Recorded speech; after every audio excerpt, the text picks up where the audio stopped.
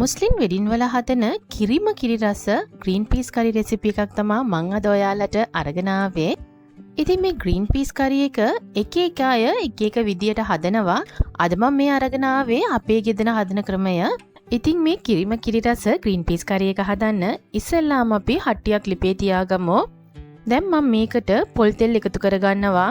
පොල් තෙල් එක හොඳටම රත් වුණාන් පස්සේ අපි මේකට අබ එකතු කරගමු. අබ එක පිපුරුණාන් පස්සේ අපි මේකට ලූණු, කරපිංචා, අවු මිරිස් එකතු කරගමු. ඒකත් එක්කම චූටි කුරුඳු කෑල්ලකුත් එකතු කරගමු. මේකට අවශ්‍ය දේවල් මම ඩිස්ක්‍රිප්ෂන් බොක්ස් එකේ දීලා තියෙන්නේ. දැන් අපි මේ ලූණු ටික හොඳට ටෙම්පරාදු කරගමු. අපේ ලූණු මිශ්‍රණය චුට්ට ටෙම්පරාදු වෙගෙන ඉද්දී අපි මේකට තලාගත්ත ඉඟුරු සුදු ලූණු එකතු කරගමු. ඉඟුරු සුදු ලූණු එක එකතු කරගෙන ඒකත් හොඳට ටෙම්පරාදු කරගමු. චූටි කොටු හැඩයට කපාගත්ත කැරට් ටික මම දැන් මේකට එකතු කරගන්නවා. කජු ටිකයි තම්බගත්ත ග්‍රීන් පීස් ටිකයි මම මේකට එකතු කරගන්නවා. දැන් අපි මේ ටික හොඳටම තෙලේ ටෙම්පරාදු කරලා අරගමු.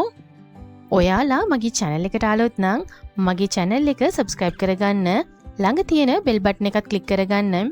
එතකොට මම වීඩියෝස් දාපු ගමන්ම ඔයාලට notification එකක් එනවා.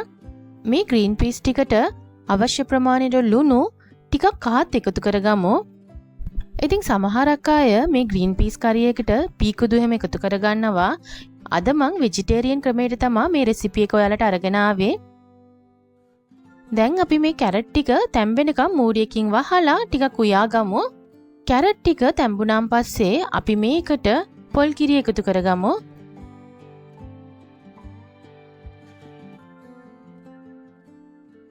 මං මෙතන පොල් කිරි එකේ දෙවෙනි කිරි එක තමයි එකතු කරගත්තේ දිය කිරි එක.